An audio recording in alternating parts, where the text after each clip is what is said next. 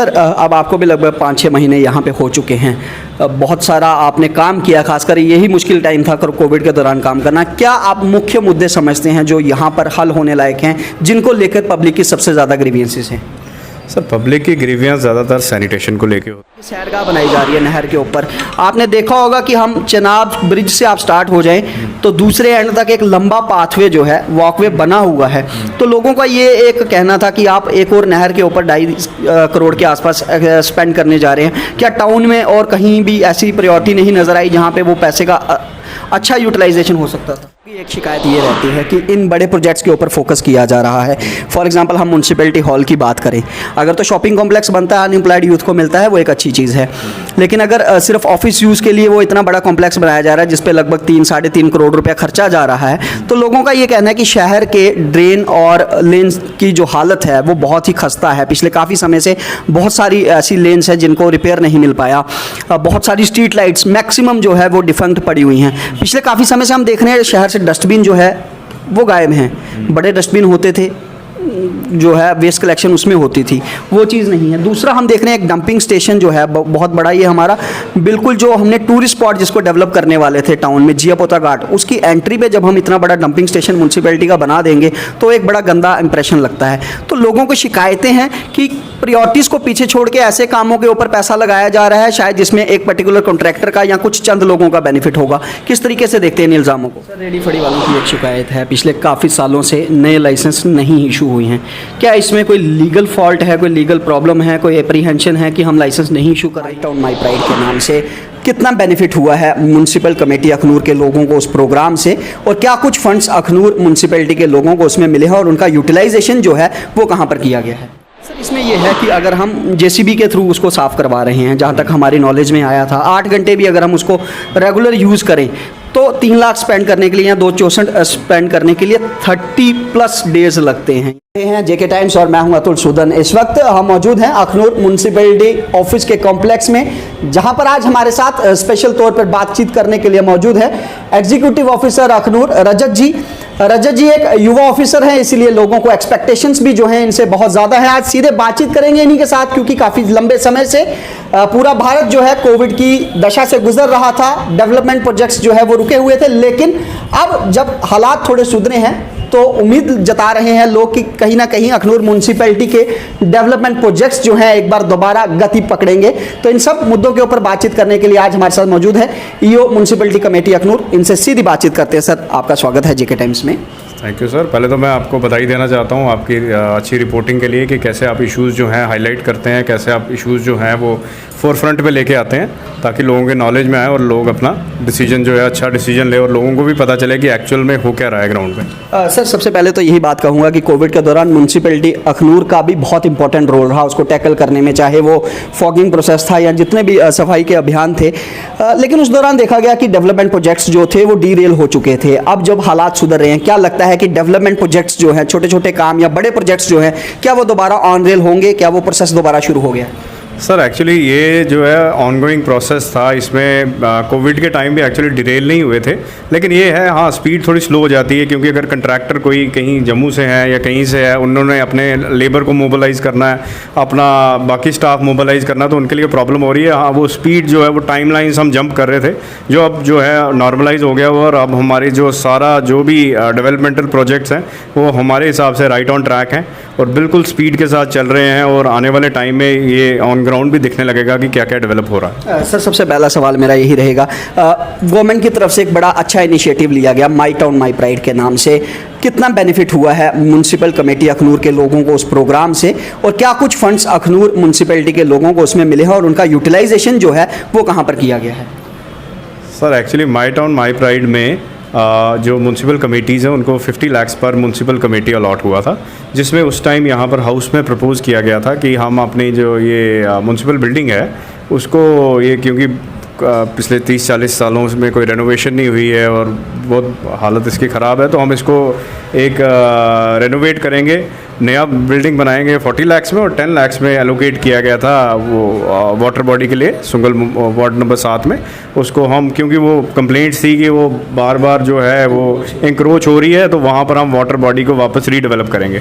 तो वो रीडेवलपमेंट का प्रोजेक्ट जो है वाटर बॉडी का, वो अब अलॉट हो गया हुआ है, टेंडर सब प्रोसेस हो गया हुआ है। वो विद इन डेज वो प्रोजेक्ट जो है फाइनलाइज, वो फिनिश भी हो जाएगा, और हमारी डेडलाइन है कि हमने विद इन 30 सितंबर से पहले उसको इम्प्लीमेंट करना है। उसको जो है वो प्रोजेक्ट जो है वो ऑन ग्राउंड दिखने लगेगा। सर, अब आज जब मैं म्यूनसिपैलिटी कॉम्प्लेक्स के अंदर एंटर कर रहा था, मैंने ओपन एयर जिम के जो है इक्विपमेंट्स देखे हैं, जहाँ फ्रीजर्स जो हमारी डेड बॉडीज़ के लिए इस्तेमाल होते हैं वो देख रहे हैं। बहुत अच्छी चीज़ है लोगों के लिए। कब तक ये लोगों के यूटिलाइजेशन के लिए जो है वो प्रोवाइड कर दी जाएगी? सर, जहाँ तक रही ओपन एयर जिम इक्विपमेंट की, ये विद इन डेज़, मेरे को लगता है 2-3 दिन में ये जो है ये ऑन ग्राउंड ये हम इनको पुट कर देंगे इन प्लेस। तो लोकेशंस चेयरमैन साहब डिसाइड कर रहे हैं कहाँ करनी है, तो 4-4 का करके हम 2 जगह इनको विद इन 2-3 डेज़ जो है they will be visible on ground. Sir, किस हेड के तहत ये जो है दोनों इक्विपमेंट्स जो परचेज़ किए गए? ये सर हमने म्यूनसिपल सोर्सेज से जो ओन फंड होता है उसी से परचेज़ किया। ओन फंड से हाँ purchase किए। सर, इसके अलावा 15 अगस्त को जब सरकारी फंक्शन था, वहाँ पे प्रेसिडेंट म्यूनसिपल कमेटी अखनूर के द्वारा एक बड़ी अनाउंसमेंट्स की गई बड़े प्रोजेक्ट्स को लेके, थोड़ा सा उसके बारे में हमारे दर्शकों को ज़रूर बता दें। जी, इसमें मैं 1 बाय 1 अगर प्रोजेक्ट पे आऊँ, फर्स्ट एंड फॉरमोस्ट हमारा प्रोजेक्ट है construction of municipal building and shopping complex. उसमें ये है कि ये जो हमारे पास लैंड है जहाँ पर अभी हमारा ऑफिस है, यहाँ पर नई बिल्डिंग बने, और बिल्डिंग के साथ में एक शॉपिंग कम्प्लेक्स बने जिसको हम आगे लोगों को अलॉट करें, एक अच्छा इंफ्रा दें, कोई कॉन्फ्रेंस हॉल बने वो अलॉट करें लोगों को, और वो अलॉटमेंट के बाद कुछ इनकम आए जिस इनकम को हम इन रिटर्न वापस डेवलपमेंट में खर्चें, वही से उससे लैंड रेंज में खर्चें, उसी पैसे से हम वापस कोई और प्रोजेक्ट में पैसा खर्चें, ताकि ये हम यहाँ से इनकम जनरेट करें और टाउन में ही वापस उसको लगाएं। टाउन में जहाँ इंफ्रा का शॉर्टफॉल है, जहाँ इंफ्रा की कमी है, वहीं वो वापस इन्वेस्ट हो। वो थॉट प्रोसेस है एक शॉपिंग कम्प्लेक्स और ऑफिस बिल्डिंग बनाने का। क्या इसका डीपीआर जो है शॉपिंग कॉम्प्लेक्स का ये तैयार हो चुका है, और लगभग कितनी दुकानें हम यहाँ पे बनाने? सर, इस टाइम अभी डीपीआर नहीं तैयार हुआ है, ये अभी डिज़ाइन फेज़ में है। ये अभी हमारे पीडब्ल्यूडी डिपार्टमेंट के पास है, अभी ये डिज़ाइन फेज़ में है। एक बार डिज़ाइन के बाद हमारे पास आ जाए, फिर हम हाउस की मीटिंग करेंगे और फिर हम डिसाइड करेंगे कि कितना क्या इंफ्रा बनना चाहिए, कॉन्फ्रेंस हॉल बनना चाहिए, शॉप्स बननी चाहिए, हॉल बनना चाहिए, कितना बनना चाहिए, और एक फ्लोर पे हम ऑफिस के स्पेस। कितना पैसा रखा गया है इस प्रोजेक्ट के लिए? सर, इसमें रखा गया है 3.5 करोड़ इन कैपेक्स बजट और 40 लाख इन माई टाउन माई प्राइड। ठीक। इसके अलावा जो प्रोजेक्ट्स हैं? इसके अलावा प्रोजेक्ट्स हैं, इसके अलावा एक हमारा प्रोजेक्ट है कम्युनिटी हॉल में वार्ड नंबर 3 में। वार्ड नंबर 3 में वहाँ के वार्ड मेंबर साहब ने और हाउस में प्रपोज़ किया था ये क्योंकि ये लॉन्ग पेंडिंग था, उधर कोई ऐसा कम्युनिटी हॉल नहीं है, तो उनके लिए वहाँ पर एक कम्युनिटी हॉल बन रहा है। उसके अलावा एक ये पन्नू चौक पे हमारा एक बस शेड बन रहा है। उसके अलावा हमारा ये एक पाथवे बन रहा है न्यू प्रताप कनाल पे, तो वो पाथवे अभी हम उसकी भी फिजिबिलिटी भी चल रही है और डिज़ाइन फेज़ ही चल रहा है, उसमें 2 करोड़ रुपये अलॉटेड है। उसके अलावा एक यहाँ पर स्ट्रे कैटल की प्रॉब्लम आती है, और स्ट्रे कैटल की बहुत प्रॉब्लम आती है कि कई बार रात के टाइम कोई गाड़ी से कुछ एक्सीडेंट हो गया या और प्रॉब्लम आ गई, तो जो कैटल पॉन्ड है उसके रिवाइवल के लिए जस्ट ये उसमें एक प्रोजेक्ट है, वो उसकी 30 लाख का वो प्रोजेक्ट है। उसके अलावा निर्दोष चौक जो है एक आइकॉनिक चौक है, और अखनूर में one of the most iconic spots है, और एक इसकी एक अपनी इम्पोर्टेंस है। तो वहाँ पर एक लॉन्ग बैक एक फाउंटेन हुआ करता था, उस फाउंटेन के रिवाइवल के लिए और उस चौक की थोड़ी ब्यूटिफिकेशन के लिए एस्थेटिक सेंस से, तो उसके लिए 3 लाख रुपये वो है जी। तो अगर मैं कोई मिस कर रहा हूँ तो इसके अलावा कुछ पार्क्स? हाँ, इसके अलावा सर एक वार्ड नंबर 13 में 38.5 लाख का प्रपोज़ल है। उसमें एक पार्क है जिसमें ओपन एयर जिम भी डेवलप होगा और एक अच्छा पार्क डेवलप होगा जो एक आइकॉनिक पार्क होगा और एक एसेट बनेगा लोगों की वॉक करने के लिए, रिक्रिएशन के लिए, घूमने फिरने के लिए। तो वार्ड नंबर 13 में जस्ट अपोजिट जो राधा स्वामी आश्रम है उनके अपोजिट वो बन रहा है। सर बहुत अच्छा, ये तो आपने जो बताया कि अगर इतने सारे डेवलपमेंट प्रोजेक्ट्स जो है अखनूर टाउन के लिए शुरू हो रहे हैं, लेकिन सर थोड़ा सा बैकग्राउंड में जाना चाहूँगा। आपने बताया ये मेजर प्रोजेक्ट्स जो हैं वो कैपेक्स बजट के अंडर आ रहे हैं, तो दर्शक ये चीज़ जानना चाहेंगे कि आखिर कैपेक्स बजट का जो फंड्स अलॉटेड होते हैं क्या वो ऑलरेडी अवेलेबल होते हैं, और इसका एक्सपेंडिचर प्रोसीजर क्या है, किन कंपोनेंट्स के ऊपर हम ये पैसा खर्च कर सकते हैं? एक्चुअली ये हमारे डायरेक्टोरेट साइड से शॉर्टलिस्ट हुआ था। हमने कुछ प्रोजेक्ट्स यहाँ से, इस ऑफिस ने कुछ प्रोजेक्ट्स रिकमेंड किए थे, जो वहीं से हमें शॉर्टलिस्ट होके आया कि दीज आर द प्रोजेक्ट्स जो आप यहाँ डेवलप कीजिए और इसमें इतना इतना बजट आपको अलॉट होगा। तो उसके अलावा हमारा, अगर मैं लिबर्टी लू में ये भी बताना चाहता हूँ कि हमें एक और कम्युनिकेशन है कि आप कॉम्प्रिहेंसिव ड्रेनेज का प्रोजेक्ट बनाइए। कॉम्प्रिहेंसिव ड्रेनेज का, जहाँ भी, वो भी कैपेक्स में, कॉम्प्रिहेंसिव ड्रेनेज का प्रोजेक्ट, जहाँ भी आपको ड्रेन की प्रॉब्लम, पानी की निकासी की प्रॉब्लम है, या किसी जो ड्रेन है कहीं कलवट की प्रॉब्लम है, कहीं जो है वो ड्रेन जो है प्रॉपर डिच में नहीं जा रही है, तो वो भी हमने एक कॉम्प्रिहेंसिव एक्सरसाइज शुरू की है जो वार्ड वाइज हम कर रहे हैं। और along with ward members, along with full cooperation of ward members और पीडब्ल्यूडी डिपार्टमेंट, तो हम वो भी डीपीआर बना रहे हैं कि जो पूरा ड्रेनेज का जो प्रॉब्लम रहती है और हर बरसात में रहती है, क्योंकि यहाँ पर जो ड्रेनेज है, बड़ी सारी जगह जो ड्रेन्स हैं वो उनके बेड डीप होने चाहिए, क्योंकि वो पानी का जो फ्लो होता है वो कंट्रोल नहीं कर पाती हैं वो ड्रेन्स, और वो पानी जो है वो स्पिल हो जाता है रोड्स पे। तो वो भी हम जो है इस प्रोजेक्ट में आगे इम्प्लीमेंट करेंगे। सर एक चीज़ मैं अभी भी, आप शायद मिस कर रहे हैं इसमें, मैं कोपेक्स बजट के जो हमारे कंपोनेंट्स हैं, क्योंकि हर एक जो आपका हेड का पैसा होता है, जैसे माई टाउन माई प्राइड का जो 50 लाख आया था, उसके भी कुछ कंपोनेंट्स थे कि ये पैसा हम यहाँ पे खर्च कर सकते हैं, यहाँ पे नहीं कर सकते। ऐसे ही कैपेक्स बजट का जहाँ तक हमें नॉलेज है, थोड़ा सा जितना हमने स्टडी किया है, ये पैसा उन पे खर्च होता है जहाँ से हम अपने एसेट्स जनरेट कर सकते हैं। उसमें आपने एक चीज़ तो बड़ी अच्छी बता दी कि अगर हम शॉपिंग कॉम्प्लेक्स बनाते हैं उस फंड से, तो वहाँ से एसेट्स जनरेट होंगे। लेकिन उसके अलावा जो आपने बाकी बड़े प्रोजेक्ट्स बताए, तो उनको किस तरीके से डिफाइन करेंगे? क्या वो चीज़ें इसमें पॉसिबल हैं? सर ये जो है, ये शॉर्ट लिस्टिंग जो है ये डायरेक्टोरेट साइड से हुई है। कैपेक्स प्रोजेक्ट्स में वो प्रोजेक्ट्स इन्फोर्स किए गए हैं, वो other than lens and drains, जिनकी लॉन्ग टर्म, उस खाली हम एसेट की वैल्यू इस तरह से नहीं देख सकते कि ये वो जनरेट क्या करेगा। अगर कोई एसेट रिक्रिएशनल वैल्यू भी जनरेट कर रहा है वहाँ की पब्लिक के लिए, वो भी एक कैपेक्स है। अगर हम खाली ये एक, अगर एक पब्लिक कोई भी इंफ्रा क्रिएट हो रहा है, पब्लिक इंफ्रा में सिर्फ हम वो नहीं देख सकते कि रेवेन्यू जनरेशन कैपेसिटी क्या है। पब्लिक इंफ्रा अगर लोगों की सहूलियत दे रहा है, अगर पब्लिक इंफ्रा लोगों को जो है बेटर लाइफ दे रहा है, अगर पब्लिक इंफ्रा जो है लोगों को मतलब बेटर एम्यूनिटीज़ दे रहा है, लिविंग स्टाइल, हाँ, तो वो भी हम उसको एक कैपेक्स एसेट ही गिनेंगे, क्योंकि वो भी कुछ ना कुछ तरह का एक, जो चाहे टेंजिबल है, नॉन टेंजिबल है, कुछ जनरेट कर रहा है। मतलब आपका एक कहना है साफ तौर पर कि इसकी क्लासिफिकेशन जो है वो डायरेक्टरेट लेवल से की गई है कि किन प्रोजेक्ट्स के ऊपर ये खर्चा जाए। जी जी जी। लेकिन सर यहाँ पे जो र्यूमर्स थे या पिछले दिनों कुछ खबरें चल रही थी, कहा ये जा रहा था कि हमारी म्यूनसिपैलिटी के जो इलेक्टेड रिप्रेजेंटेटिव्स हैं उन लोगों ने डिसाइड किया है कि ये कहाँ पे खर्च होगा। देखिए, जो प्रोजेक्ट्स की लिस्ट थी वो तो म्यूनसिपैलिटी से ही गई है जी, लेकिन जो उसकी शॉर्ट लिस्टिंग है वो डायरेक्टरेट से हुई है। जो प्रोजेक्ट्स थे वो म्यूनसिपैलिटी से ही लिस्ट दी गई है, ठीक है। तो उसकी जो आगे शॉर्ट लिस्टिंग है, उसकी टेक्निकल फिजिबिलिटी है, या उसका कौन सा प्रोजेक्ट होना चाहिए या नहीं होना, वो डायरेक्टरेट से। बिल्कुल सर, जिस तरीके से आपने अभी टेक्निकल फिजिबिलिटी की बात करी, ऐसे ही कुछ प्रोजेक्ट्स जो आपने इसमें बताए हैं उसमें टेक्निकल फिजिबिलिटी के ऊपर कुछ क्वेश्चन मार्क्स हैं। जिस तरीके से आप बता रहे हैं कि पार्क है एक, सुनने में आया है कि वो 281 घास चराई लैंड है, ठीक है, लैंड यूज उसका घास चराई है रेवेन्यू रिकॉर्ड्स के हिसाब से। क्या टेक्निकली हम वो चीज़ उसके ऊपर बना सकते हैं कि नहीं बना सकते? क्योंकि जहाँ तक हमारे नॉलेज में है कि काचराई लैंड जो है वो पब्लिक यूज़ के लिए, ग्रेजिंग एनिमल्स के लिए, उस पर्पस के लिए रहती है। वैसे जब हम काउशेड की बात करते हैं, उसके नेचर की बात करें, वहाँ पे जो पहले पैसा जो लगाया गया है वो रूरल डेवलपमेंट की तरफ से लगाया गया है। दूसरा, कुछ लोग ये सवाल उठा रहे हैं कि वो म्यूनसिपैलिटी लिमिट से बाहर पड़ता है। तो इन सब चीज़ों के ऊपर क्या वाकई में पहले विचार विमर्श किया गया है या लेटर ऑन इसके ऊपर काम होगा? क्योंकि ऐसा देखा जाता है बड़े प्रोजेक्ट्स, जैसे पहले भी 2 नाले के बड़े टेंडर यहाँ पे वार्ड नंबर 6 और 11 के लगे हुए हैं, लेकिन बाद में जब टेक्निकल फिजिबिलिटी की बात आती है वो होते नहीं है, पैसा फिर दोबारा लैप्स हो जाता है। कहीं ऐसा तो नहीं देखने को मिलेगा? देखिए सर, गवर्नमेंट ये जो प्रोजेक्ट्स हैं इसमें ऐसी कोई प्रॉब्लम नहीं है। अगर आप वो कैटल पॉन्ड की बात करें तो कैटल पॉन्ड जो है ये हमारा एक्ट मैंडेट करता है कि हम outside the municipal jurisdiction pond बना सकते हैं, क्योंकि किसी भी टाउन एरिया में इतनी स्पेस नहीं होगी जो हम कैटल पॉन्ड जैसी चीज़ जो है वो बना सकें। और हमारी इधर तो आपको पता ही है एरिया हमारे पास, ऐसे हमारी जुडिस्डिक्शन में ऐसा कोई एरिया नहीं है।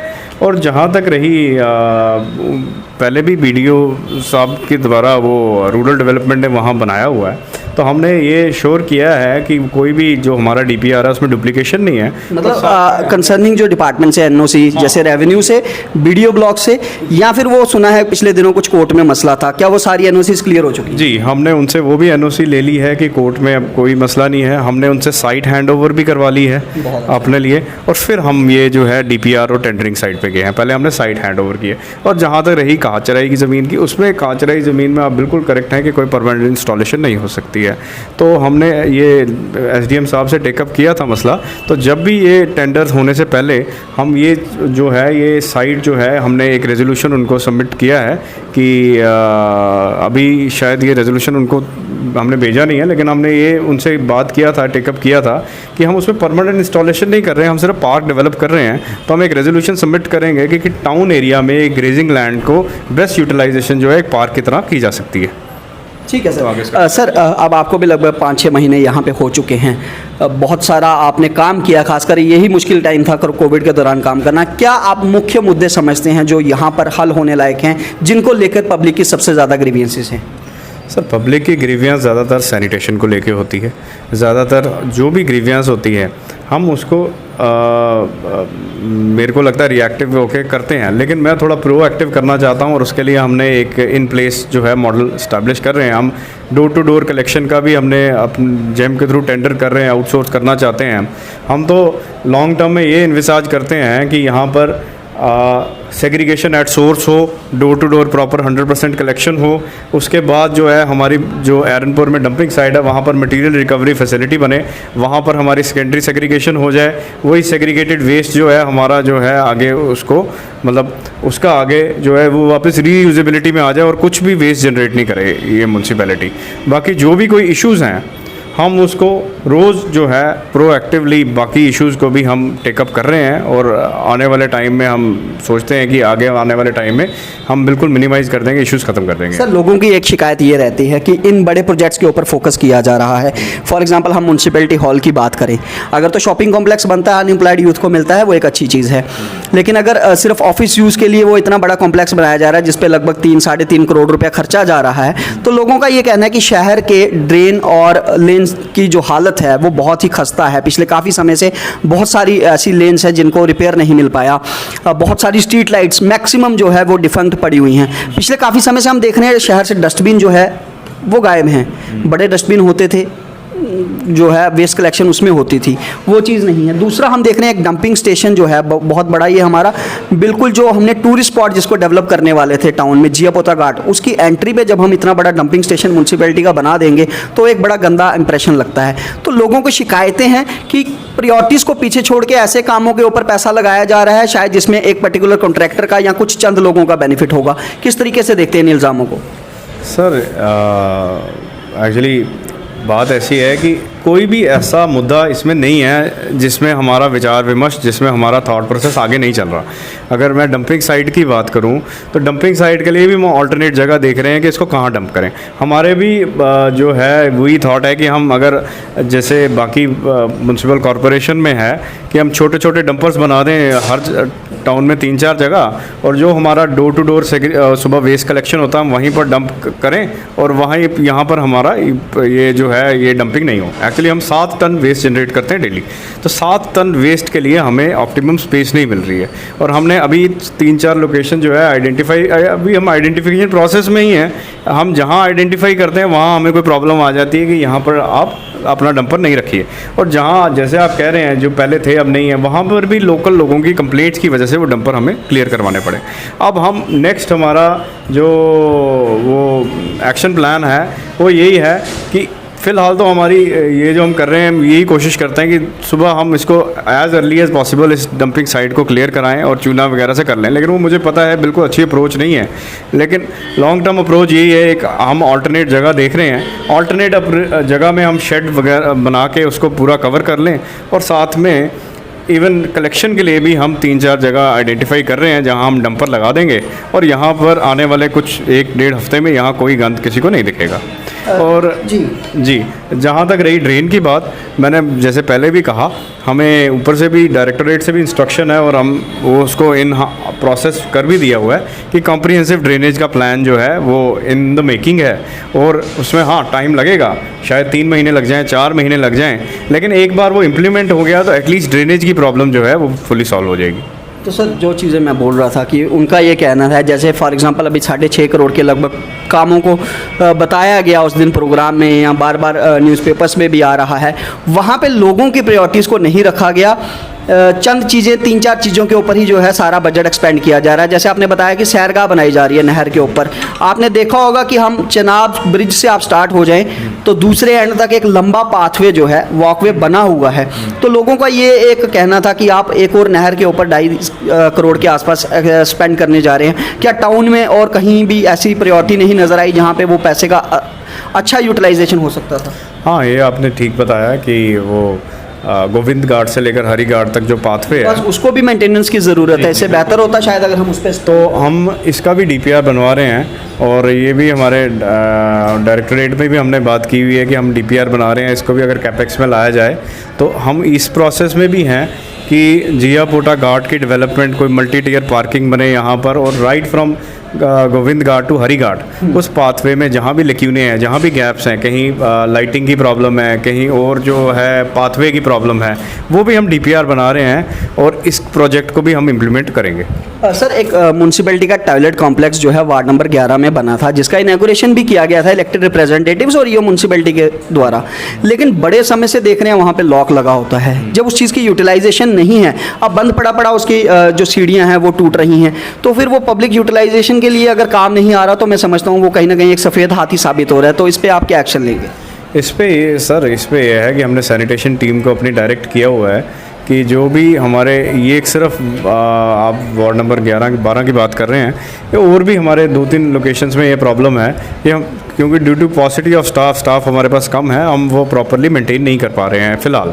लेकिन ये हम बहुत ही जल्द टीम मोबिलाइज करके उसको ओपन भी रखेंगे और साथ में उसको साफ भी सर रखेंगे। लगभग 1.5-2 साल से वो लगातार इस तरह से बंद है। शाम को टूरिस्ट आते हैं, बाज़ार के लोग भी जियापोता जाते हैं, तो वो चीज़ बहुत ज़रूरी है क्योंकि वो बनाया भी उसको उसी चीज़ के लिए गया था।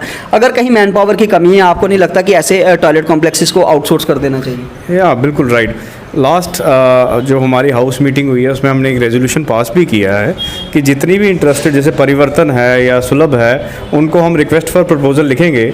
हमारे 1-2 जगह से हमने इवन सुलभ से टेकअप किया था कि अगर हमने ये आउटसोर्स करना हो तो कैसे होगा। तो उन्होंने कहा था कि आप मतलब जितनी भी ये NGOs डील करती हैं, हम लिस्ट लेके NGOs की अपनी डायरेक्टरेट साइड से सबको रिक्वेस्ट फॉर प्रपोजल लिखेंगे और उनसे हम वो ले लेंगे कि वो अगर उनको टेकअप करना है तो उनका ये कंडीशनैलिटी होती है कि पहले हमें रेडी स्टेट में दो। तो वो जो भी रिपेयर वगैरह मांगेंगे वो हम अंडर SBM, हमने डायरेक्टरेट से बात की हुई है कि हमें अंडर SBM में अगर वो फंड्स मिल जाएँ तो हम इसको रेडी स्टेट में हैंड ओवर कर देंगे उनको, जो हमें जो टेंडर कंडीशंस में जो भी NGO फिट बैठेगा उसको हम कर देंगे।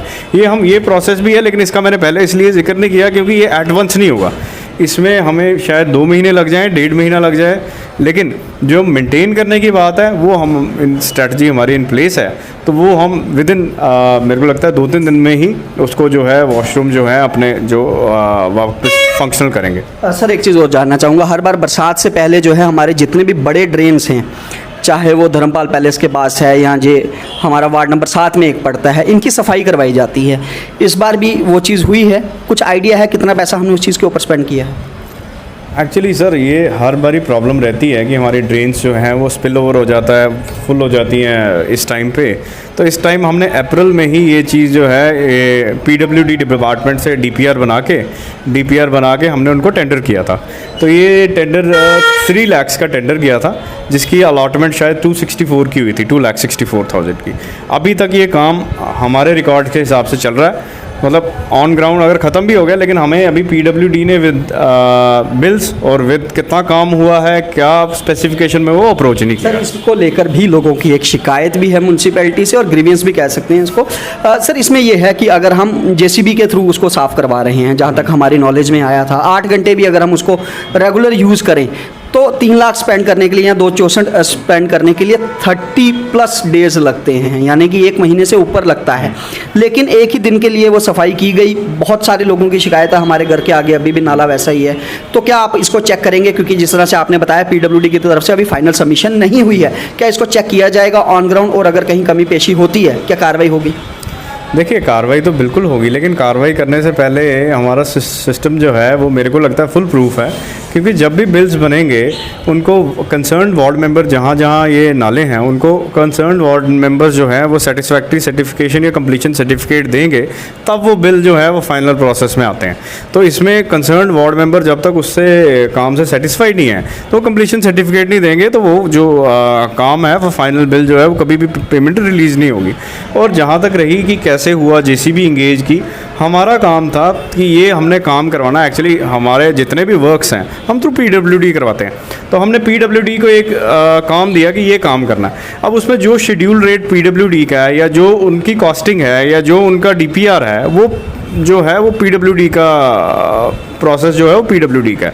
हमने तो सिर्फ ये देखना है कि जिस स्पेसिफिकेशन का काम हमने मांगा था वो काम हुआ, ड्यू प्रोसेस फॉलो हुआ, शेड्यूल रेट जो है वो वाकई वही शेड्यूल रेट। टाइम टेन्योर क्या था सर इसको कंप्लीट करने का? टाइम टेन्योर था इसका 30 डेज़ था, लेकिन ये टाइम टेन्योर तो होता है लेकिन थोड़ा बहुत डिले हो जाता है कि डिपार्टमेंट की साइड से डिले हो जाता है, कंट्रैक्टर की साइड से डिले हो जाता है, कई बार कोई हॉलीडेज़ आ गई बीच में उसकी वजह से डिले हो जाता है, कई बार कोई और प्रोसेस चल रहा होता है बीच में, कोई और प्रोग्राम आ गया उसकी वजह से डिले हो जाता है। लेकिन अभी तक हमें कोई भी पीडब्ल्यूडी से इसके लिए कोई कम्युनिकेशन, कोई बिल्स वगैरह कुछ नहीं छोटे ड्रेन्स की बात करें, जगह जगह हमने वो स्पिल आउट होते दिखे हैं, उनको लेकर क्या कोई प्लानिंग की गई है? इसको लेकर अब कैसे टैकल किया जाएगा? गंदगी बहुत है, ब्लॉकेज रहती है। सर ब्लॉकेज तो हम टाइम एंड अगेन क्लियर करते हैं, लेकिन पब्लिक में भी इतनी अवेयरनेस इतना ज़रूरी है कि जो हम पॉलीथीन फेंक रहे हैं, कहीं भी फेंक रहे हैं, चाहे किसी भी ड्रेन में फेंक रहे हैं, वो पॉलीथीन जो है वही पॉलीथीन जो है वो कल को सबके लिए प्रॉब्लम बनता है। तो मेरी पब्लिक से भी ये गुजारिश है कि आपके पास म्यूनसिपैलिटी की गाड़ी आ रही है डोर टू डोर करने, आप प्लीज़ उनको ही दीजिए, कुछ भी जो है ड्रेन्स पे मत गंद मत डालिए। और अगर कहीं आपके लेन में आपकी वहाँ पर म्यूनसिपैलिटी की गाड़ी नहीं आ रही है तो प्लीज़ ऑफिस को अप्रोच कीजिए और हमें बताइए कि कहाँ गाड़ी नहीं आ रही है।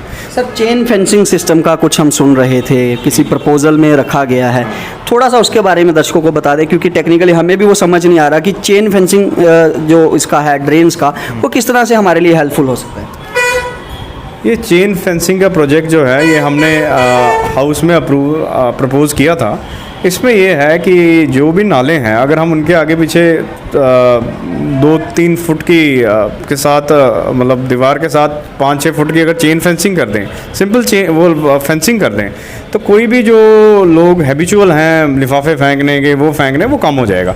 लेकिन हाउस में कुछ मेंबर्स का पर्सपेक्टिव ये था कि before going for chain fencing हमें जो अपने ड्रेन्स हैं उनके बेड्स को वापस जो वहाँ पर ज़रूरत है वो वापस उनको रिपेयर करना चाहिए, नए बेड्स डालने चाहिए, then will go for chain fencing.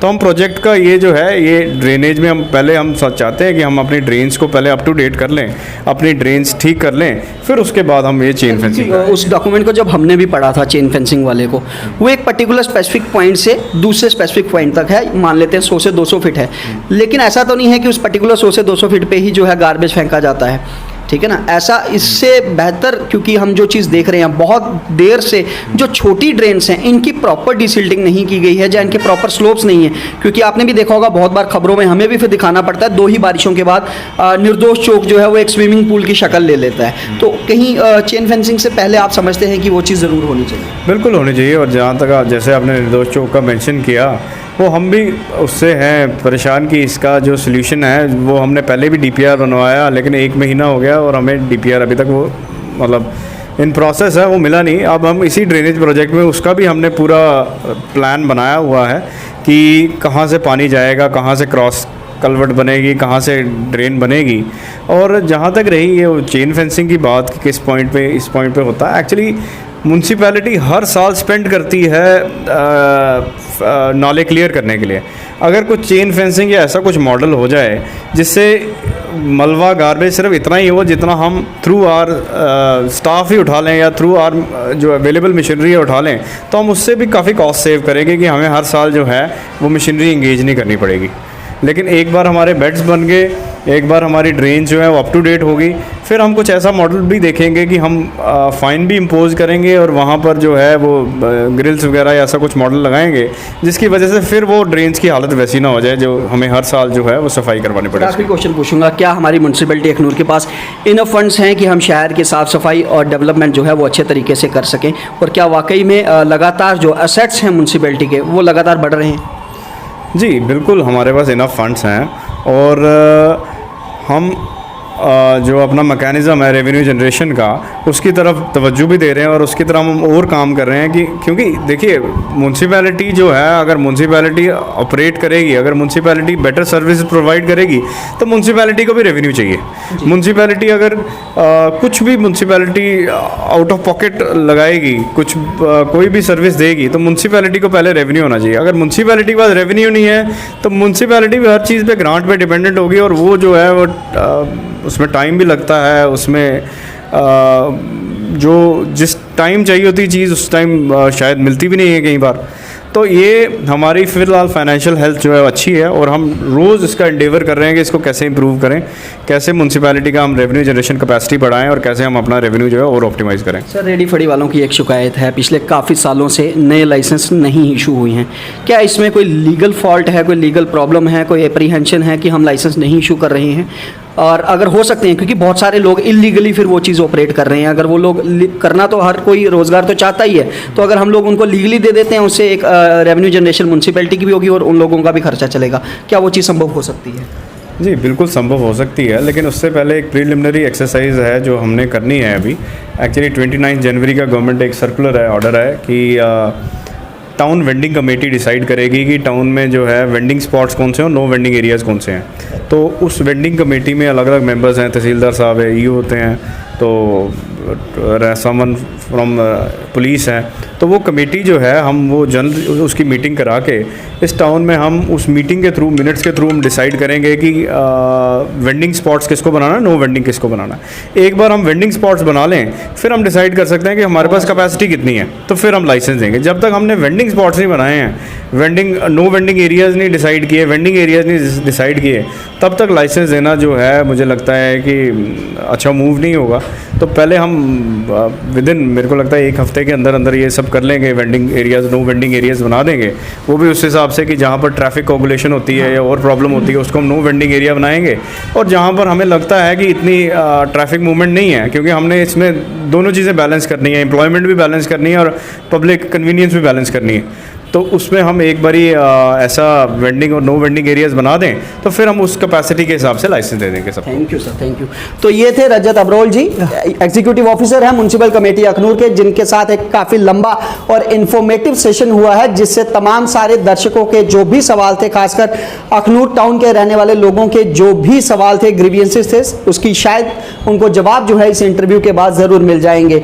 बहुत अच्छा लगता है जब ऐसे यंग ऑफिसर्स जो हैं वो कुर्सी पर बैठ के शहर की डेवलपमेंट के लिए एक पॉजिटिव सोच के साथ काम करते हैं। उम्मीद करते हैं जिन सारी बातों के ऊपर आज यहाँ पे चर्चा हुई है उनको जल्द ही अमली जामा भी जो है पहनाया जाएगा। तब तक आप जुड़े रहिए जेके टाइम्स के साथ। मुझे दीजिए इजाज़त, कैमरामैन अमन के साथ। जय हिंद, जय भारत।